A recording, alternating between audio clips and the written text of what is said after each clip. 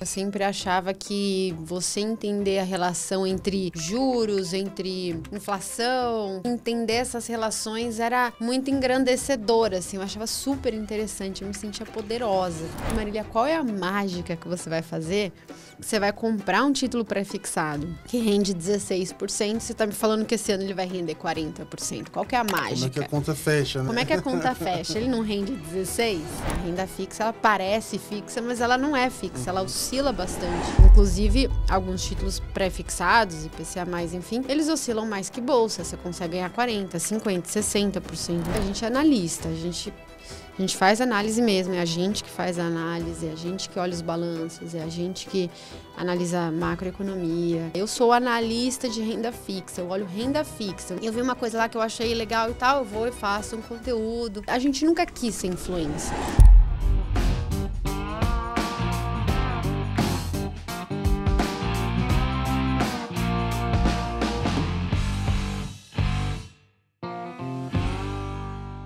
Fala pessoal, sejam muito bem-vindos. Esse é mais um episódio do Let's Money Podcast, seu podcast favorito para falar dos bastidores da indústria financeira. Aqui a gente conversa com quem está construindo no nosso ecossistema financeiro no Brasil e a gente tem aqui um episódio mega especial.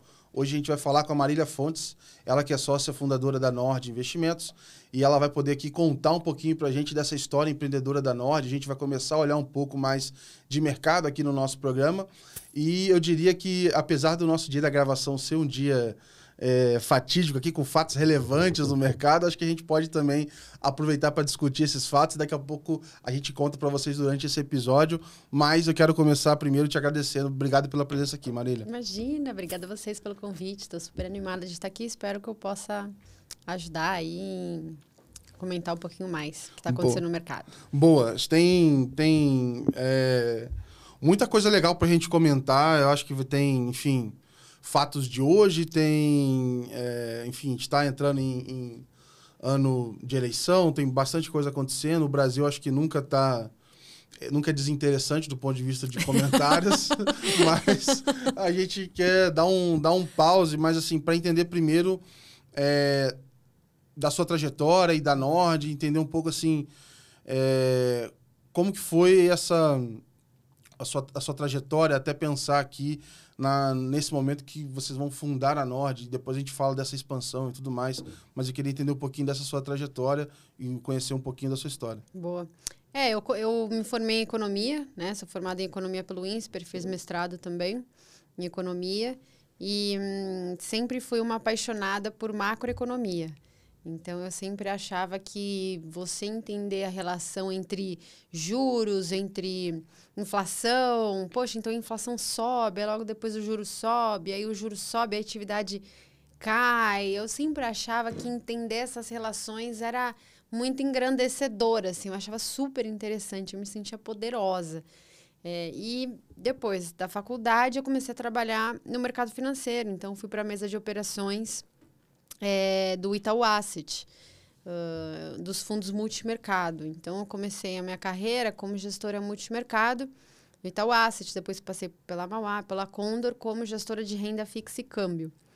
Então, eu usei todas aquelas relações de macroeconomia que eu tinha aprendido na faculdade para ganhar dinheiro no mercado financeiro. Era basicamente isso que eu fazia e era apaixonada, né? Passei aí quase 10 anos como gestora.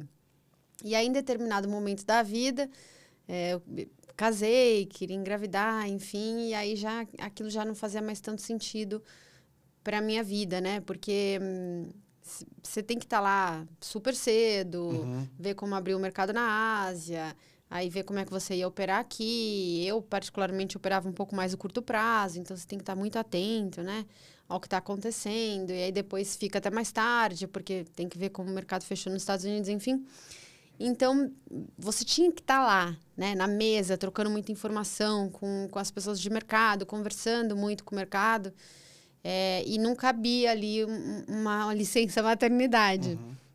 Então, eu já fui pensando em mudar um pouquinho a minha carreira, né? E aí eu entrei para ser analista de renda fixa. E eu imaginei que ser analista de renda fixa era meio que igual ser gestora de renda fixa. A única diferença é que eu ia escrever um relatório de análise, ia falar, olha, investe em tal lugar, compra esse título, não compra esse, enfim, um pouco disso. E aí, logo assim, no começo, no primeiro mês que eu estava trabalhando, eu fiz era 2016, né? Eu fiz uma recomendação, falei, entra nesse pré-fixado e nesse IPCA+, 2024, na época, que era um pré-fixado longo. Eu acho que a gente vai ter possibilidade aí, esse pré-fixado tá 17%, 16%, mas eu acho que nesse ano dá pra gente ganhar uns 40% com ele. E aí, fui almoçar. Quando eu voltei, eu tinha, assim, milhares de e-mails na minha caixa de mensagem dos clientes falando assim, Marília, qual é a mágica que você vai fazer? Você vai comprar um título pré-fixado que rende 16%, você está me falando que esse ano ele vai render 40%. Qual que é a mágica? Como é que a conta fecha, né? Como é que a conta fecha? Ele não rende 16%? Aí eu falei, nossa, a pessoa física, ela não entende o básico de gestão de renda fixa dos grandes profissionais, né? Que a renda fixa, ela parece fixa, mas ela não é fixa, ela oscila bastante.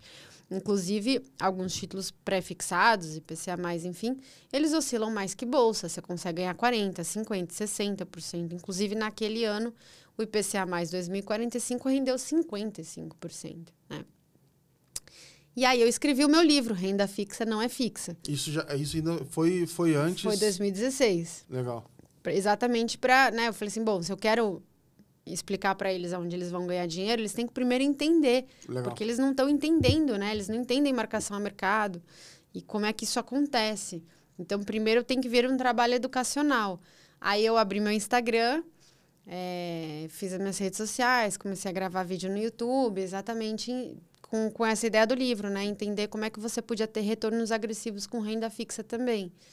E foi muito bem aceito, porque eu acho que na época, geralmente os influencers da época, que eram poucos, eles falavam mais sobre ações, né? Não falavam muito sobre renda fixa. A renda fixa era aquele investimento que você comprava e deixava vencer, né? Uma coisa assim, mais papai com mamãe. E eu acho que quando eu expliquei isso, só tinha eu falando sobre isso, basicamente, nas redes. Então, eu cresci muito nas redes sociais, o livro vendeu mais de 250 mil cópias, foi uma loucura, assim. E aí eu comecei esse trabalho educacional, de análise. Aí em 2018, eu fundei a Nord Research com mais 3 sócios. E nessa ideia, assim, de tentar explicar para as pessoas físicas como os investidores profissionais fazem gestão do próprio dinheiro. E foi na mesma época que surgiram as grandes corretoras. Então, a pessoa física passou a ter acesso a diversos produtos que antes ela não tinha acesso no banco. No banco era aquele fundo DI, aqueles investimentos bem caros e pouco rentáveis. E aí ela foi para a corretora, tinha 1 trilhão de investimentos, mas ela não sabia onde investir, né? E aí a empresa nasceu para ajudar nesse ponto, a falar para as pessoas onde elas deveriam investir. E foi muito bom para a gente cresceu bastante desde então, né? A ideia é essa, explicar, tá bom, mas depois que eu chego lá, que eu vejo 1 milhão de produtos, qual eu vou escolher? Tem uns que são bons, tem uns que são bem ruizinhos, né? Então, a gente tem que separar o joio do trigo. E eu queria voltar um pouco para entender o seguinte, você falou que tem esse aspecto como economista de querer entender o todo, né? Como é que... Mas, ao mesmo tempo, a gente... É impossível compreender tudo, né? Eu queria entender um pouco do seu lado como é que é lidar com as incertezas ou com o que não está, né? Porque sempre acontece um evento outlier e que, enfim, acaba mudando tudo. Como é que é um pouco para você essa questão de lidar com compreender o que é possível compreender e lidar com dali para frente deixar acontecer também? Essa é uma excelente pergunta. E eu vou te responder dessa forma. Você já jogou tranca? Não. Você já jogou pôquer? Sim. O pôquer, você concorda comigo que é uma mistura de sorte com competência? Sim. Não é só sorte, né? Tanto que se você jogar pôquer com todas as cartas viradas, ao contrário, e você só jogar, você não vai ir tão bem quanto se você olhar as suas cartas e aí jogar, certo? Economia é isso. Eu não vou conseguir garantir que todos os acontecimentos se mantenham ceteris paribus do jeito que eu imaginava. Mas você tem tendências que se mantêm ao longo do tempo. Se você, como governo, estimular muito a economia, você vai gerar inflação. E aí, se você gerar inflação, o Banco Central vai subir a taxa de juros. E aí, se você subir a taxa de juros, você vai gerar um desaquecimento da atividade depois. E se você sobe a taxa de juros, vai aumentar o número de recuperações judiciais, vai aumentar o número de inadimplência. Então, tem relações que elas se mantêm.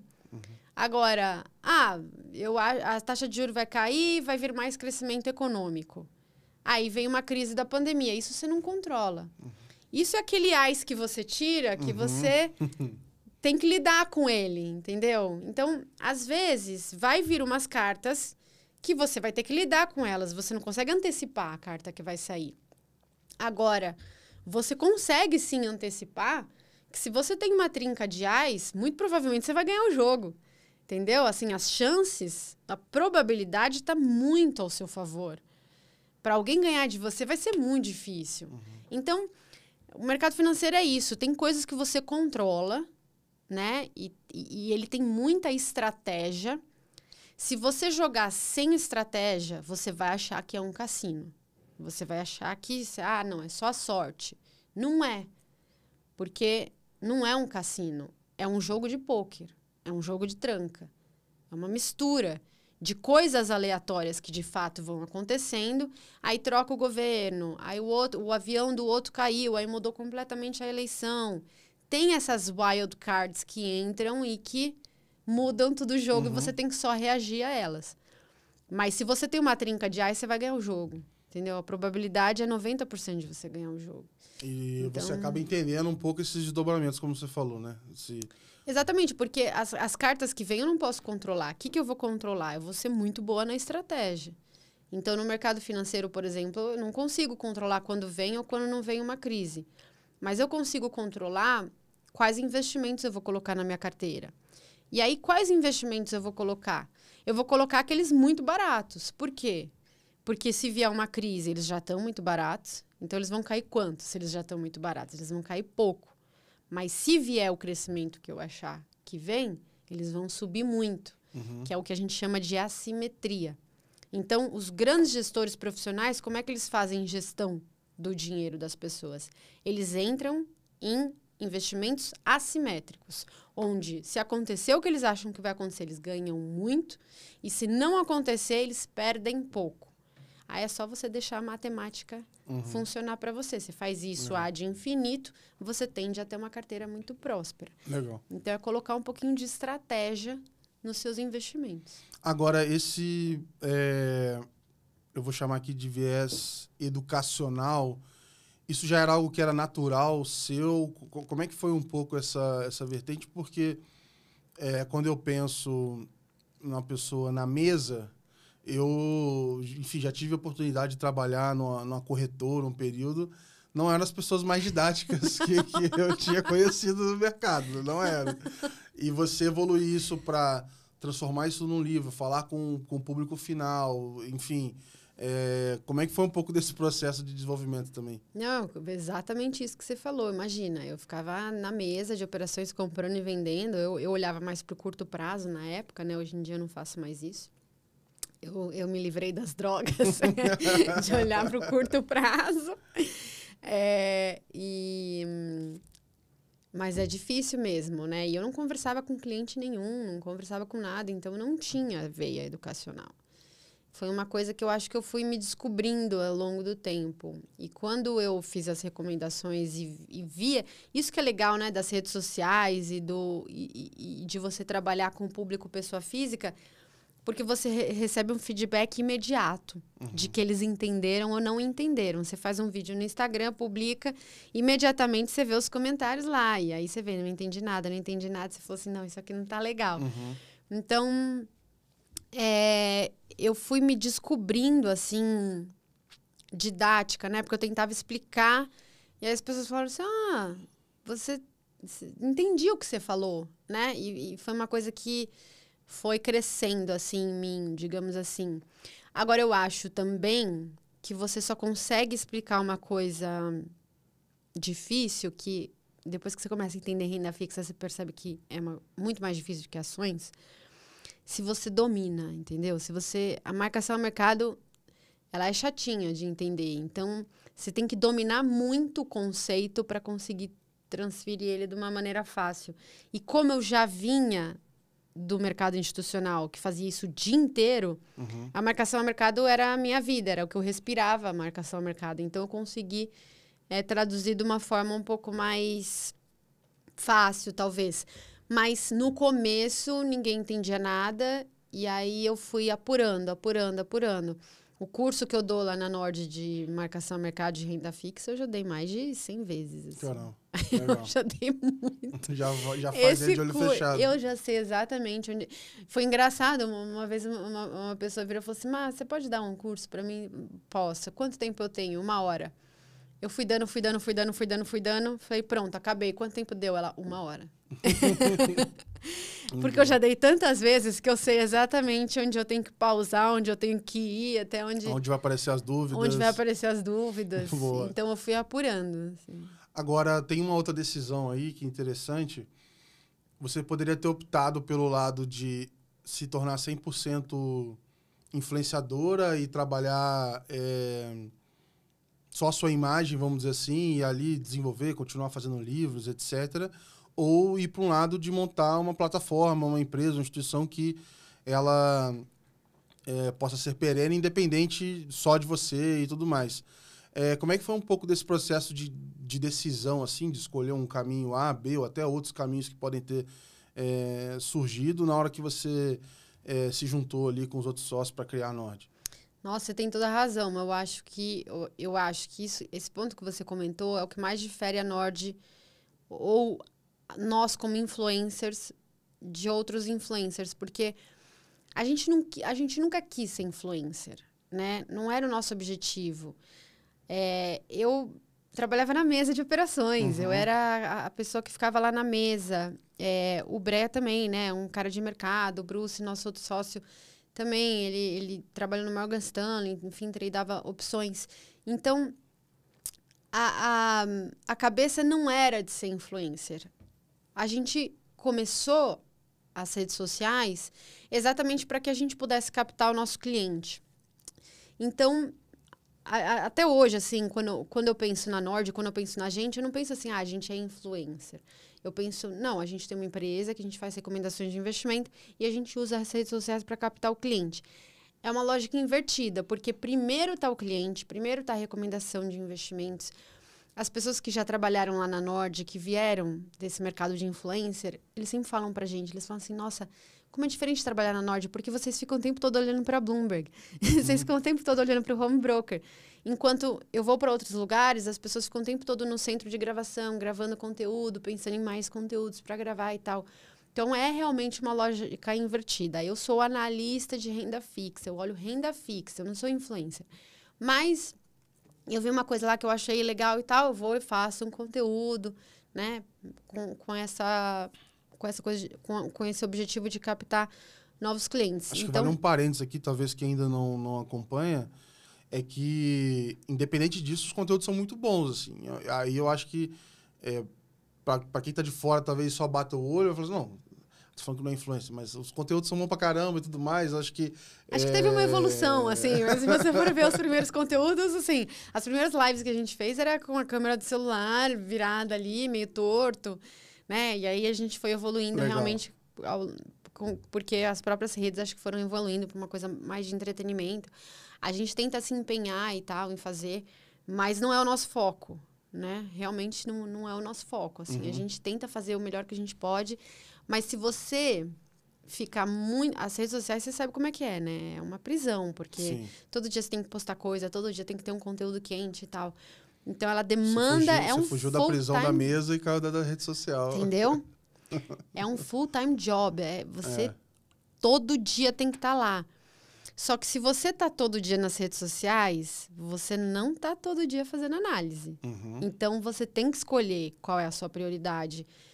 Porque, e também não adianta você ficar falando de uma coisa que não é um assunto que você domina, né? Então, é isso que que eu acho que foi a nossa escolha, assim. A gente é analista, a gente faz análise mesmo, é a gente que faz a análise, é a gente que olha os balanços, é a gente que analisa a macroeconomia. E também a gente faz conteúdos para redes sociais. Legal. E como que era a Nord no D0 versus o que é hoje, assim? Você já tinha uma visão clara de para onde vocês iam trilhar? Como é que foi esse início, assim? Não. Acho que é difícil, né? Numa empresa, você ter uma visão clara da onde ela vai te levar. O que a gente queria no começo era continuar fazendo o que a gente fazia na empresa anterior que a gente estava. A gente trabalhava todos juntos na mesma empresa. E a gente queria só continuar o trabalho que a gente estava fazendo, né? A gente chegou a trabalhar na Empíricos uma época e a Empíricos começou a ter uma questão lá com a CVM e a gente falou assim, não, a gente não quer participar disso, a gente só quer fazer o que a gente faz, a gente quer continuar fazendo o trabalho que a gente faz. E eu lembro na época, quando a gente abriu a Nord, que a gente falou assim, quer saber? Vamos fazer o seguinte, vamos pegar 200 clientes, a gente pega 200 bons clientes, aí a gente fecha a Nord e a gente só vai fazer isso da vida, entendeu? Vai ser isso, a gente vai pegar 200 clientes e vai trabalhar muito bem para 200 clientes. E aí a gente abriu a Nord, a gente abriu 200 vagas e quando a gente abriu a Nord, como a gente já era conhecido nas redes e tal, algumas empresas falaram, posso ser seu investidor, né, anjo, tal, não sei o quê, e aí a gente faz as coisas juntos, eu fico com um pedaço das ações e tal, e a gente achou que não era isso que a gente queria ser 100% independente, porque a gente acha que esse é um valor inegociável, né? E então, a gente falou assim, quer saber? Vamos pegar a primeira captação, a primeira rodada de captação, cada um colocou um dinheirinho, né? Cada um dos sócios colocou um dinheirinho, mas depois a gente falou assim, vamos pegar a primeira rodada de captação com os próprios clientes. Então, a gente abriu 200 vagas e esses clientes, eles teriam acesso ao nosso conteúdo para sempre, todos os nossos conteúdos, tudo que a gente fizesse. E aí, a gente abriu essas vagas e em uma semana a gente já tinha completado as 200 vagas, levantamos 750 mil. A gente já tinha colocado outros 200 mil, né? Cada um colocou 50 mil e foi isso. Então, a gente começou com 1 milhão e começamos a operar e, graças a Deus, depois dali crescemos bastante. Chegamos aí a gente falou assim, não, vamos abrir mais vagas, né? Mais pessoas interessadas e tal, enfim. Aí a gente chegou, foi crescendo, veio a pandemia, enfim. A Selic caiu para 2, todo mundo queria investir em bolsa, a gente cresceu pra caramba. Hoje em dia temos aí em torno de 50 mil assinantes. Que legal. Mas... Para quem queria 200, vai chegar a 200 mil daqui a pouco. Agora é a próxima meta. Mas eu queria entender um pouco, porque eu sei que quando se a gente for entrar ali na Nord, a gente tem várias verticais, né? E aí eu queria entender um pouco dessa timeline, de como é que vocês foram adicionando outras frentes, porque eu entendi que depois vocês foram abrir a parte, ou começou, se não me engano, com Elf, e aí depois foram adicionando outras frentes também. Queria entender essa construção do negócio também, como é que isso foi evoluindo. Eu acho que é legal também que os clientes devem ter um índice grande de boca a boca também, né? O cliente feliz acaba trazendo mais gente também. Total, né? Não, total. Foi sempre uma demanda dos clientes com a gente. A gente tem essa vertente, assim, de estar satisfeito, né, com o que a gente tem, né? Então, assim, a gente queria no começo só 200 clientes, 200 bons clientes, aí foram chegando mais clientes e, claro, a gente foi atendendo e tentando melhorar a estrutura, sempre oferecer um serviço de alta qualidade, mas chegou um momento que os clientes, eles estavam demandando outros serviços. Aquilo que a gente estava oferecendo para os clientes não servia mais. Porque, assim, a assinatura, né, o relatório de análise é como a academia. Você chega em janeiro e você fala assim, eu vou malhar porque é importante para minha saúde e tal. Eu sei que eu preciso malhar, eu não estou malhando o quanto eu gostaria, então eu vou começar a malhar. Aí você vai na academia e aí você fecha o plano para o ano inteiro. Aí de janeiro, você vai malhar todos os dias, você fala, nossa, irado, não sei o quê. Aí chega fevereiro, você já começa a faltar um pouquinho. Lá para março, você inventa, né? Você engravida ou você inventa um curso, ou você não sei o quê. Quando você vê, você já não está mais indo na academia. Então, o research é assim. Toda semana a gente publica um relatório descrevendo, né? Por exemplo, se é um relatório de ações, o que aconteceu com aquelas ações recomendadas, o que é para você fazer, você tem que trocar essa, você tem que colocar essa e tal, não sei o quê. Só que o nosso público é um público pessoa física que não é profissional de mercado financeiro. Então, é um advogado, é um engenheiro, é uma mãe, enfim, que eles estão fazendo outras coisas, né? E eles não têm tempo de ler 40 páginas de relatório. Eles chegam na corretora, eles veem 1 milhão de produtos, eles querem saber onde eles vão investir, só que eles não têm tempo para ler 30 páginas de relatório todo mês. Ele precisa entender também que tá ali, né? Pois é, ele precisa entender, né? Para se sentir seguro para fazer aqueles investimentos. Então, em determinado momento, eles viraram pra gente e falaram assim, ó, legal, a gente gosta de vocês, a gente confia em vocês, a gente já entendeu que vocês são independentes, né? O propósito e tal.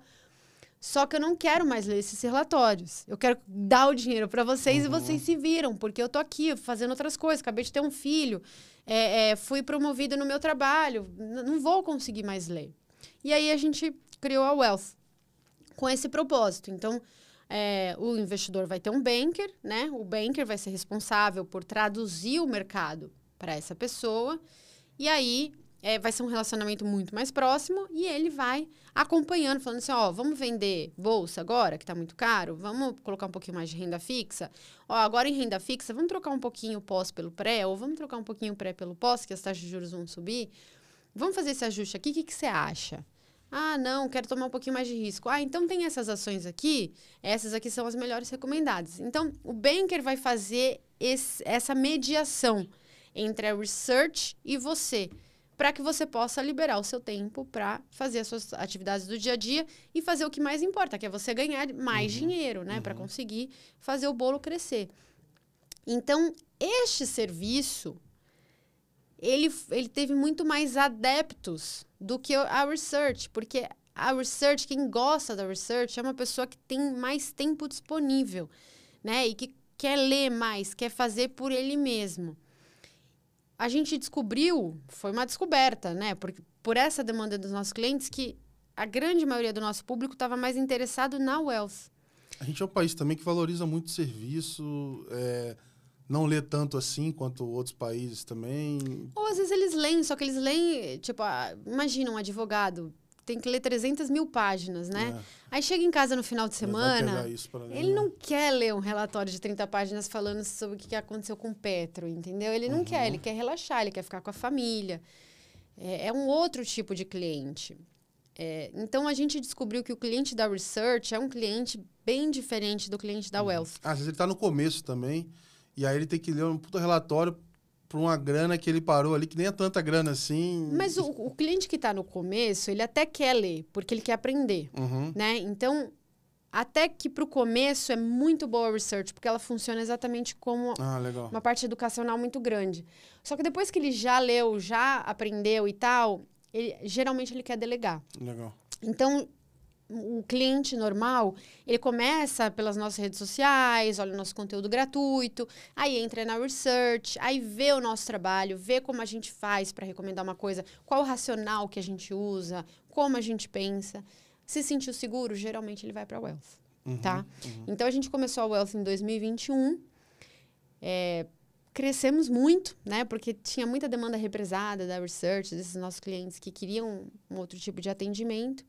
Então, a gente ficou várias vezes em primeiro ou segundo lugar do ranking da BTG de maior consultoria, ranking da XP da maior consultoria, ranking da Avenue da maior consultoria.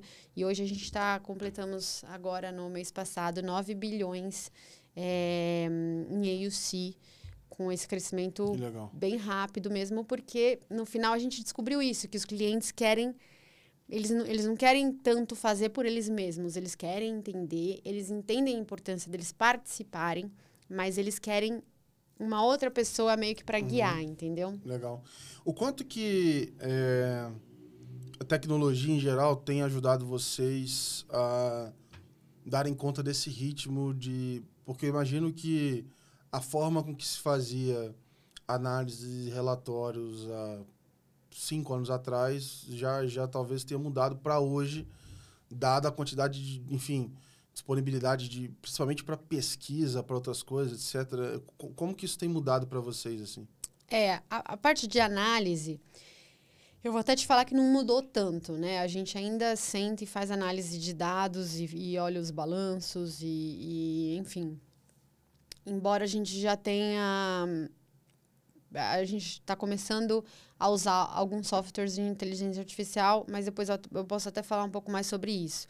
Eu acho que nessa parte de análise ainda vai ser difícil, ainda vai ser um processo demorado para a gente usar mais tecnologia na análise, porque hoje em dia toda essa questão de inteligência artificial, ela ainda não captura muita coisa que o humano captura, né? Olhar dados friamente assim, tem coisas que não estão no dado, entendeu? Que você sabe, mas você não consegue... Especialmente no Brasil. Exatamente. Tá. Exatamente. Entendi. Tem coisas que não estão lá descritas no balanço, mas você sabe. Então, a inteligência artificial erra muito ainda a análise. Mas, do ponto de vista de atender o cliente, principalmente atender um grande número de clientes, né? A gente tem 55 mil clientes na Research, 3 mil clientes na Wealth. Então, são muitos clientes. A gente entrou com um investimento pesado em tecnologia, porque esses clientes, principalmente os da Wealth, eles querem uma personalização plena do portfólio deles. Não dá para você, hoje em dia, né, em 2025, colocar o cliente numa caixinha conservador, moderado, arrojado. Isso não existe mais, né? Isso é 5 anos atrás que você fazia gestão olhando isso. Isso não existe mais. Hoje em dia o cliente ele quer ser plenamente atendido. Então, se ele é um cliente que pensa em aposentadoria, você vai colocar menos risco na carteira dele, você vai colocar investimentos que geram renda, né, para ele ter aquela renda para aposentadoria. Se ele é um cliente mais novo, você vai colocar posições um pouco mais arriscadas, porque ele está no momento de poupar muito. Se é um cliente que já poupou e agora quer desfrutar, enfim, cada cliente é um cliente. Tem gente que gosta de bolsa, tem gente que odeia a bolsa, tem gente que gosta de fundos imobiliários, tem gente que odeia. Então, hoje em dia, a carteira tem que ser 100% personalizada. E para isso, você precisa de muita tecnologia. Você precisa ter um sistema. E a gente tem o que a gente chama de Nord Hub, né? Que é um sistema super sofisticado, que tem todas as nossas análises. Então, você entra lá na parte de renda fixa, você faz o download da carteira do cliente, tem lá, CDB do banco X, esse está como evitar. E o próprio sistema já fala para o banker, ó, esse está como evitar, esse a gente gosta, esse é super arriscado, esse é médio. Já que você tem um médio, não dá para ter um muito arriscado. Então, ou você tem um muito arriscado ou 2 médios. E todo o sistema já olha e já faz essa parte de suitability, né? De se a carteira do cliente tá realmente boa ou não. E já tem todas as análises. Então, o cliente... o que vocês acham de Petro? O banker vai puxar lá o relatório de Petro, vai estar lá, ele manda para o cliente, fala, a gente acha isso, aquilo.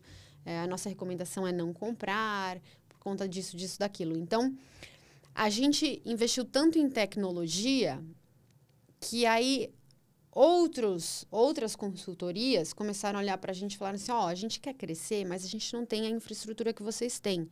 A gente não tem o suitability, o faturamento, a research. E a gente gostaria de ter toda essa infraestrutura. A gente não está plugado em todos os bancos, e a gente está plugado em todos os bancos. Não. E a gente queria atender nosso cliente, mas usando a infraestrutura de vocês. Vocês topam? Aí a gente fez um piloto, né? Com o pessoal de Campinas, o pessoal da Valoro, que foi o nosso primeiro consultor externo. E deu super certo. Desde que eles plugaram na gente, eles não pararam de crescer. A gente juntou bankers também. Então, todo banker que conversava com a gente de Campinas, a gente encaminhava para eles. Eles foram crescendo bastante. E agora a gente abriu esse nosso braço B2B. Então, hoje a gente tem uma série de consultores plugados lá, que usam toda a nossa infraestrutura de research, todo o nosso sistema, faturamento, boletador, suitability, know your client, toda a parte de compliance.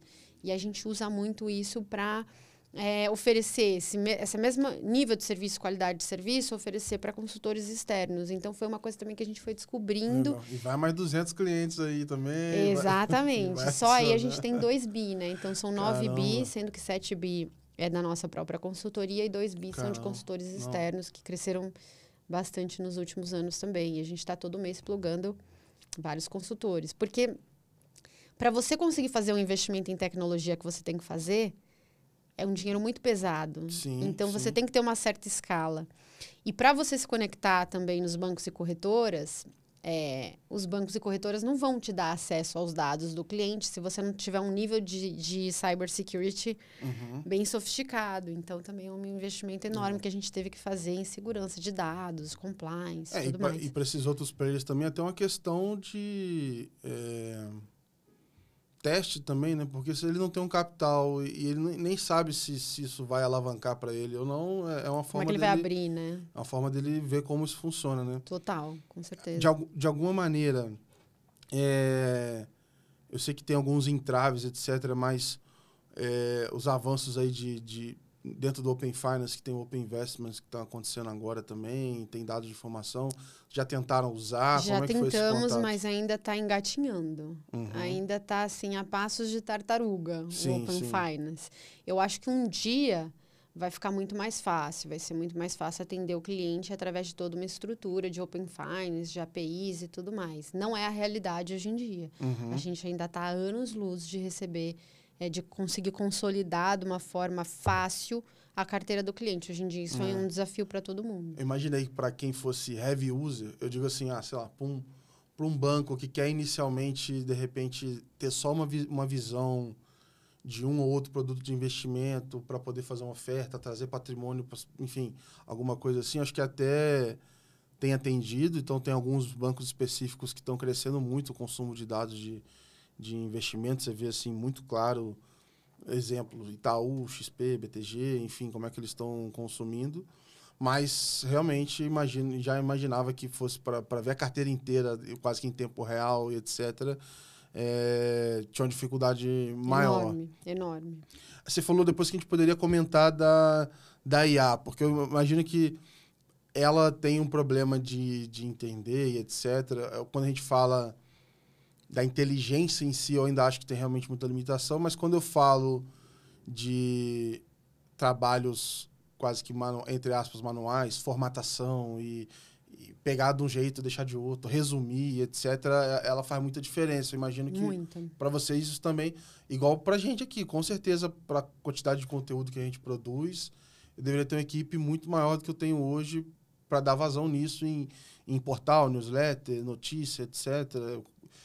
Como é que é isso para vocês? Onde é que vocês usam? Como é que isso funciona? A gente usa bastante nessa parte de atendimento ao cliente. Então, todas as reuniões que a gente faz, a IA transcreve e já vai completando os bullets, né? Então, esse cliente tem tantos anos, tem tantos filhos, mora em tal lugar, pensa em aposentadoria, gosta de jogar tênis. Então, você já tem lá todas as informações que entram nesse grande sistema.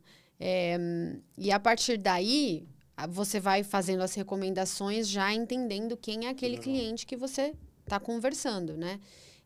Além disso, a inteligência artificial, ela consegue conectar a research com a wealth muito bem.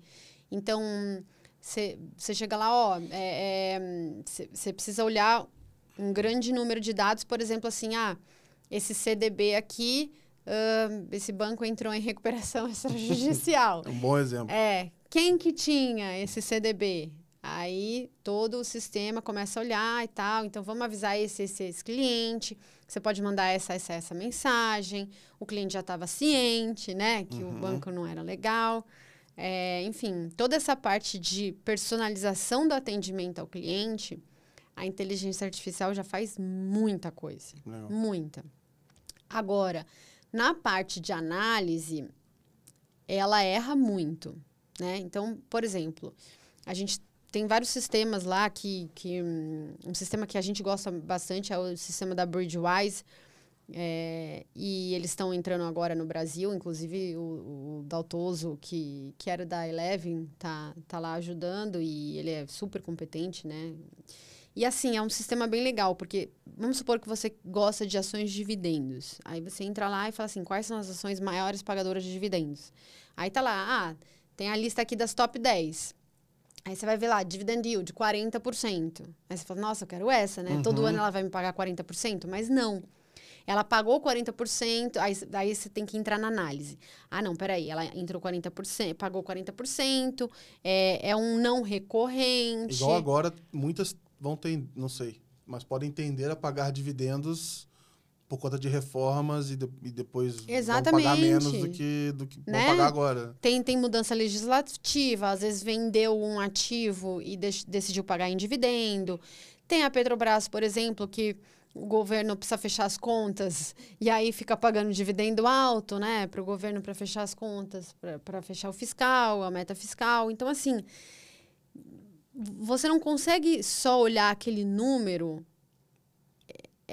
para tomar a decisão final. Você tem que fazer uma análise, tem que abrir o balanço, você tem que conhecer da empresa. Que aí volta na história do poker das cartas, né? Né? Às vezes só o que está na sua mão ali, só um número frio ali sozinho não te dá essa resposta. Exato, você tem que fazer uma análise. Agora, para você fazer aquele primeiro screening, sabe?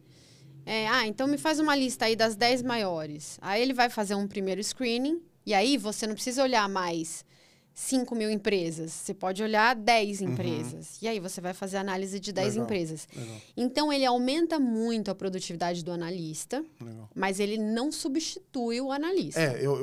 Assim, para mim é muito claro que nessa curva ali, onde você quer ganhar produtividade, isso funciona muito bem. Mas eu vejo que os projetos que estão tentando totalmente substituir, eles estão se perdendo ali. Muitos estão dando rollback, estão fazendo outras iniciativas. Porque a inteligência artificial ainda alucina às vezes, né? Então, assim, isso que tem que tomar cuidado. A gente tem vários projetos rolando dentro da Nord usando inteligência artificial e, assim, por exemplo, né, na Research, a gente está tentando replicar uma Marilinha, que a gente chama. Que legal. Então, eu fico treinando ela com tudo que eu responderia para ela responder sozinha, por exemplo, os assinantes. São 55 mil assinantes. Imagina se ela pudesse responder sozinha 24 horas, 7 dias por semana. Seria muito legal, né? Então, você tira as principais dúvidas lá. Sobrou mais alguma dúvida, você fala comigo. Só que ela ainda alucina muito. Então, assim, a Marilinha ainda não está preparada boa. para falar com os meus clientes, entendeu? Até a gente, na física, às vezes a gente não está no dia bom também. O negócio não fica a inteligência artificial ainda não está no dia bom. Mas a gente, sim, eu acho assim, daqui a 5, 10 anos é esse o futuro, né? Com certeza é esse o futuro. Mas não é agora ainda. E tem que fazer com responsabilidade, porque investimento...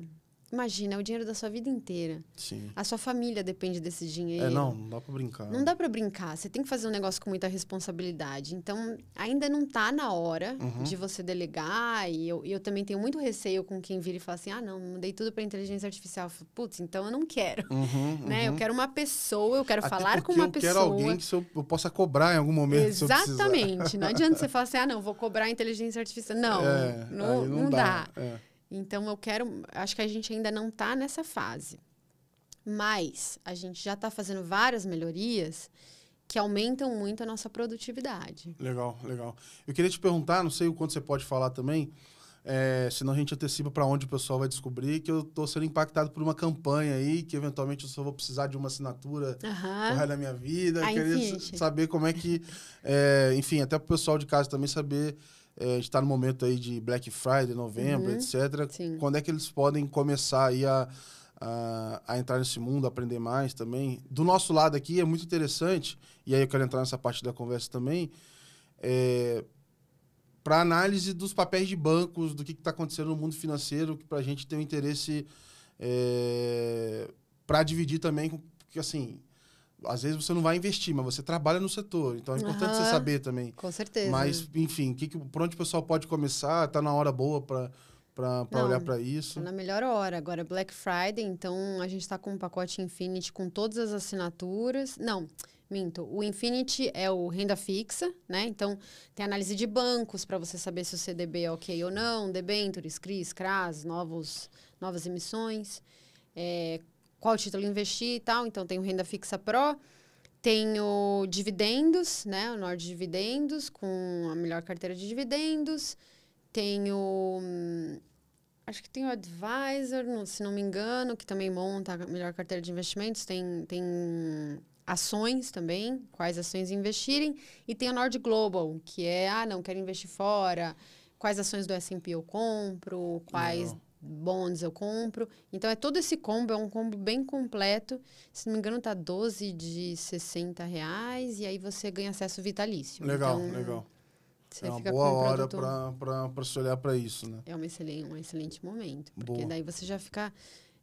Se você tem tempo para ler, se você tem tempo para, né, se dedicar e quer aprender, vale muito a pena passar por essa época. Porque daí você realmente vai aprender como é que a gente faz para escolher A ou B, né? Uhum. O que a gente acha do setor, enfim, os desafios, vale bastante a pena. Eu queria perguntar um pouco de mercado. Hoje a gente está num dia, né, a gente está gravando exatamente no dia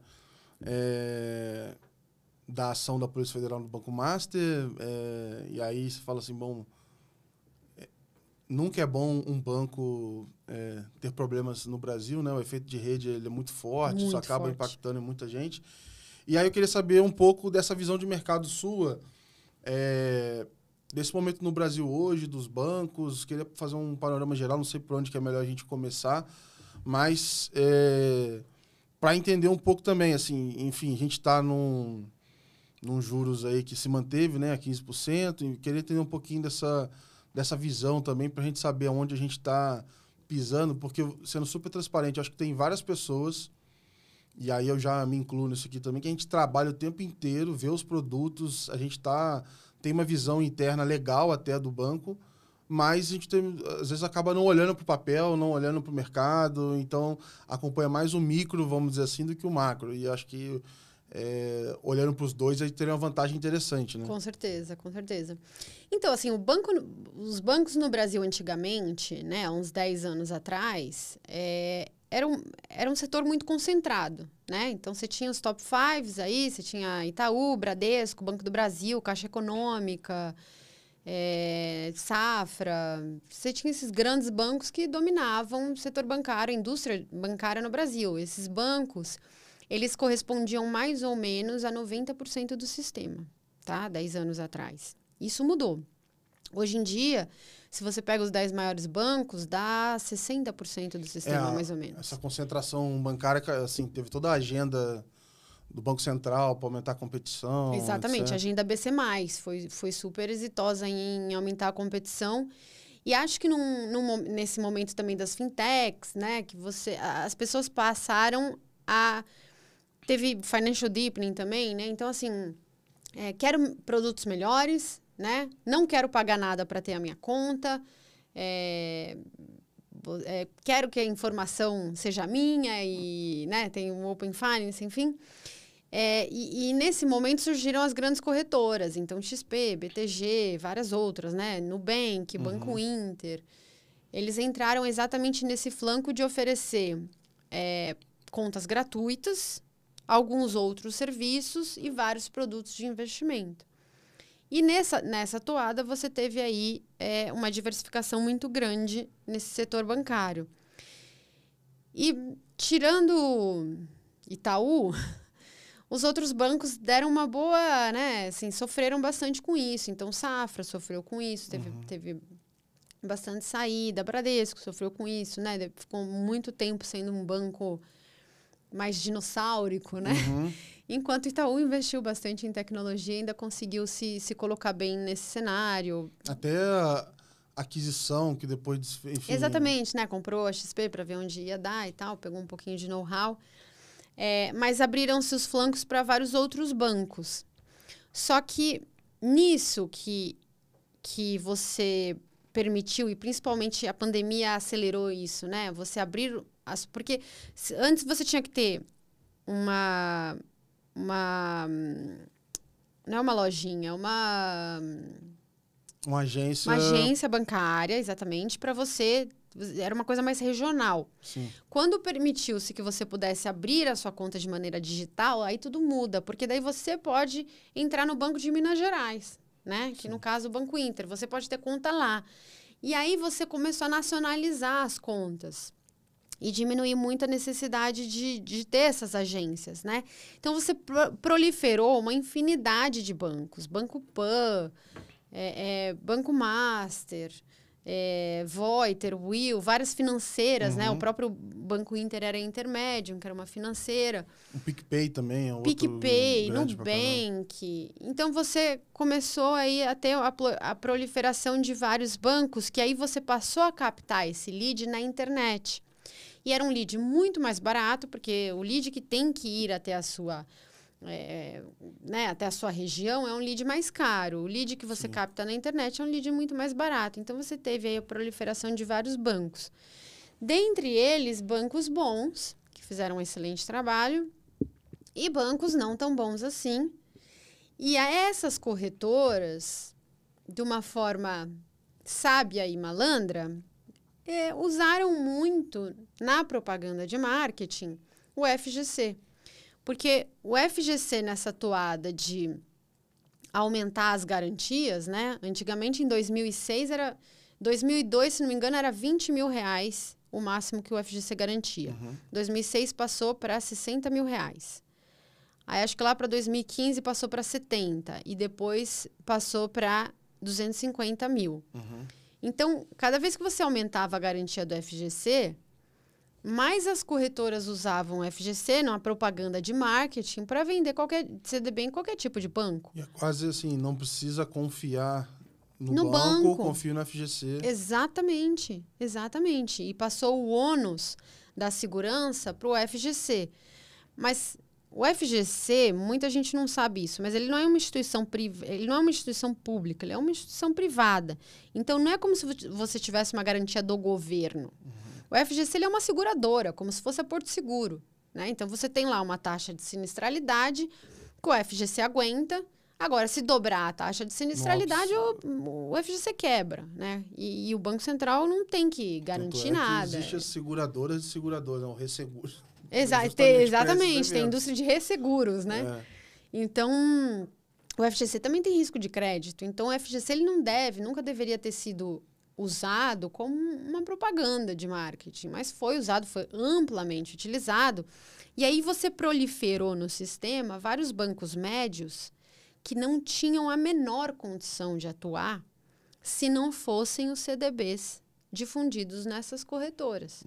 Então, essas corretoras proporcionaram para esses bancos médios e pequenos uma captação, um funding barato. E elas emprestavam de forma pouco diligente e altamente arriscada, sob a garantia do FGC. Esse funding, quando você fala que ele é barato, ele é barato sobre outras formas que esse banco médio captaria, mas quando a gente olha ele comparado ao que os grandes captam, ele ainda é caro, né? Porque você via CDBs ali com valores, você fala, caramba, que é esse retorno do CDB aqui? O Banco Master, por exemplo, tinha CDBs a 140 do CDI e tal. Agora, se ele capta 140 do CDI e investe em precatórios, que ele acha que ele vai ganhar 20% ao ano, né? 200% do CDI, para ele capta barato. E é um funding que existe. Porque se ele fosse captar no mercado institucional, ninguém daria dinheiro para ele, né? Então, as corretoras proporcionaram funding de pessoas físicas que não sabiam direito o que estavam fazendo, ou que sabiam, mas estavam dispostas ao risco, sob o argumento do FGC, captarem a 140% e não a 200% do CDI, né? E quem vai ter que pagar essa conta, agora com o Banco Central decretou, né, hoje, a liquidação extrajudicial do Banco Master, e aí o Banco Master tinha aproximadamente 60 bilhões em CDBs emitidos. Desses 60 bilhões, eu imagino que mais de 90% seja até 250 mil, a gente não tem essa estatística.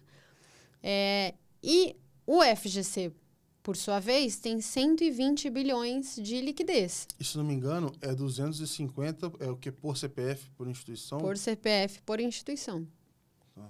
Então, como o Banco Master quebrou até 250 mil, o FGC garante. E ele tem, né? Ele tem o dobro aí da liquidez que ele vai precisar. Ele tem 120 bi, o Banco Master é 60 bi. Agora, o que acontece uma vez que o Banco Master vai ter esse hit, o FGC vai ter esse hit de 50%, né, de metade aí da sua liquidez? Ele vai chamar no sistema os bancos a contribuírem com uma contribuição maior. Essa contribuição maior é obviamente que não vai ir para a conta dos bancos, ele vai repassar para os clientes. Então, essa conta vai aumentar para todos nós, né? A gente que vai pagar essa conta, é óbvio, a gente sempre paga essa conta. A conta da irresponsabilidade, ela sempre é paga no final pelo consumidor. Então, a gente vai ser chamado aí a pagar por esse spread maior. Afinal, teve um banco que usou, um banco junto com toda uma indústria, né? Que usou o marketing da garantia do FGC para captar e investir em ativos altamente arriscados e super ilíquidos, né? Agora, a gente estava até vendo aqui nos bastidores, já era uma instituição que não estava nas recomendações já há alguns anos para vocês, né? Nunca esteve. Então, como é que vocês viam isso, assim? Era pelo lado de realmente das operações serem muito arriscadas? Tinha alguns outros fatores? O que chamava a atenção, assim? O Banco Master, ele teve um rebranding, né? Ele era o antigo Banco Máxima. E o Banco Máxima, quando você olhava o balanço, ele dava prejuízo há muitos anos. Então, ele não era eficiente na estratégia dele de dar crédito, né? Era um banco que já não vinha performando muito bem. Então, a nossa recomendação, por conta dos prejuízos sequenciais, era a não recomendação. Quando ele se tornou um banco digital, ele fez um rebranding e começou a chamar Banco Master. E aí ele começou a captar nessas corretoras com taxas, oferecendo aí taxas de 140%, né, 150% do CDI, e conseguiu captar muito dinheiro. Mas ainda não tendo um resultado no seu balanço muito bom e principalmente descasando muito ativo e passivo, porque ele investia em fundos que, por sua vez, investiam em ativos ilíquidos, como precatórios e FDICs, e, por outro lado, ele captava em CDB de curto prazo, né? Então, tinha um descasamento enorme entre ativo e passivo e ele dependia muito de continuar captando. Só que, depois de um certo momento, ele, de alguns problemas bem grandes de governança, né, com esses investimentos que esses fundos do Banco Master estavam fazendo, as pessoas pararam de financiar o banco, ou diminuíram muito o financiamento ao banco, e aí ele passou a não conseguir casar mais esses ativos e passivos e foi liquidado extrajudicialmente pelo Banco Central. Além desse aumento que a gente espera aí nessa chamada para o FGC e aí, naturalmente, esse repasse para o consumidor, o que mais que a gente pode esperar de desdobramento aí dessa ação do Banco Central, enfim, da polícia? Então, eu acho que você aumenta muito o risco do sistema, né? Porque se o FGC de hoje é um FGC que tem metade da sua liquidez, mas nenhum banco pode quebrar, né? Num momento que, como você mesmo disse, a Selic está 15. Sim. E está todo mundo sofrendo. E a gente dobrou o número de empresas que entraram em recuperação extrajudicial. Então, você aumenta o risco do sistema, né? Hoje, o sistema financeiro brasileiro está mais arriscado por conta disso que aconteceu. Então, primeiro de tudo é que você aumenta o risco do sistema. Segundo, o investidor que tinha o CDB do Banco Master tem que entrar no aplicativo da FGC, tem que baixar no celular o aplicativo da FGC e fazer o seu cadastro. Então, se alguém aqui tiver o CDB do Banco Master, entra no aplicativo da FGC, faz o seu cadastro, põe os seus dados, coloca o dado da sua conta que você quer receber o dinheiro. Quanto mais rápido você mandar suas informações, mais rápido... Na frente na fila, né? Exatamente. Mais cedo você entra na fila e mais rápido você vai ser ressarcido. E aí vai demorar aí em torno de 30 a 90 dias, mais ou menos, para você receber o seu dinheiro de volta. Então, para os investidores também vai ter um hit de confiança, né? Acho que muita gente tinha esses investimentos achando que não ia acontecer nada e agora passa aí por esse reajuste aí de confiança. Mas será que não tem um lado oposto também, né? Não, passei por isso aqui, a FGC me reembolsou, vambora. Aí se a pessoa pensar funciona, assim, né? Funciona, né? Funciona, Funcionou. posso ficar tranquilo. Tem esse risco aí também, né? E outra coisa também que o próprio FGC e o Banco Central já estão em conversa, com todos os legisladores, inclusive, é mudar as regras. Porque o que permitiu que isso acontecesse foram as regras aí de garantia do FGC. Eu acho que elas têm que ser mais restritas também. Então, eles vão restringir as regras de alavancagem, de risco, aonde o banco que capta com garantia do FGC pode investir pela outra ponta, pode emprestar. Então, tudo isso já está acontecendo. Já está uma ampla discussão no sistema financeiro para que se mudem as regras do FGC, para que elas fiquem mais restritivas. Porque o mais importante do FGC não é garantir banco, não é proliferar, não é ajudar. O FGC ele não foi criado para ajudar na proliferação de bancos, embora esse tenha sido um efeito colateral até positivo, né, para ele. Mas ele foi criado e ele é muito importante para evitar uma corrida bancária. Porque a corrida bancária, ela destrói um país, né? Ela não destrói um banco ou outro, ou os investidores daquele banco, ela destrói um país inteiro. O sistema financeiro, ele é completamente interligado. Então, é muito importante que ele tenha um colchão que impeça, né, uma corrida bancária, uma quebra generalizada. Então, é para isso que ele foi criado e não para ficar salvando o banco arriscado ou servindo como peça de marketing para banco que não consegue se financiar no mercado. Justo. Para a gente fechar, uma pergunta mais didática. Obviamente, aqui as pessoas podem... A gente já falou aqui, né, de procurar ali as assinaturas, mas para quem está olhando para os CDBs, etc., que recomendações que você pode passar para essa pessoa se informar e fazer esse aporte com mais consciência aí? Porque você tem várias caixinhas rendendo, você tem CDBs por aí, etc. Como é que a gente talvez evite um segundo master por aí? Né? Como é que a gente faria isso hoje? Tem que fazer uma análise de crédito. Você tem que olhar o balanço do banco e ver se ele, né, dá lucro, tem ROI acima do CDI, dá lucro por vários anos, como é que está a alavancagem dele, a Basileia é muito baixa ou não. Então, tem que fazer uma análise de crédito. Ah, Marília, não sei fazer uma análise de crédito. Então, você vai investir apenas, única e exclusivamente no Tesouro Direto. Porque não dá para você se enfiar, a não ser que seja Itaú, né? Esses bancões, assim, top se quebrar um desse aí, aí acabou tudo. Aí já acabou o sistema inteiro. Não quero estar aqui no dia que isso acontecer. Mas esses bancos também estão oferecendo taxas muito baixas. Sim. Né? Então, você vai investir num CDB 80% do CDI, para quê? O Tesouro Direto te paga 100%, aí você vai ficar mais de 2 anos, vai pagar 15% de imposto de renda, vai render 85%. Então, assim, para render 85%, para que você vai correr risco de crédito? Vai no Tesouro, né? Então, eu acho assim, não quer fazer análise de crédito, não sabe fazer análise de crédito, tem dúvidas e não quer assinar Nord para entender quais bancos a gente faz e recomenda, vai no Tesouro Direto. O Tesouro Direto é a plataforma mais simples, barata, transparente, acessível que você tem no mercado. Todo mundo faz tudo no mesmo preço. Não tem como enfiar spread no Tesouro Direto. Tem que ser Tesouro Direto. Não pode ser mercado secundário da corretora. Não, é Tesouro Direto. Então, vai comprar Tesouro Selic, ou vai comprar IPCA+, ou vai comprar pré-fixado, vai no Tesouro Direto. Todo mundo compra no mesmo preço. Todo mundo... Você pode sair a hora que você quiser. Pediu o resgate hoje, amanhã está na sua conta. Ou pediu antes das 10 da manhã...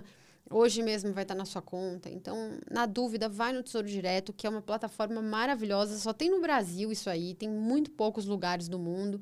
E realmente é a plataforma mais transparente do mercado de investimento. E não deve faltar conteúdo da Nord ensinando também. Com certeza, isso, né? Com certeza. Inclusive conteúdo gratuito. Boa.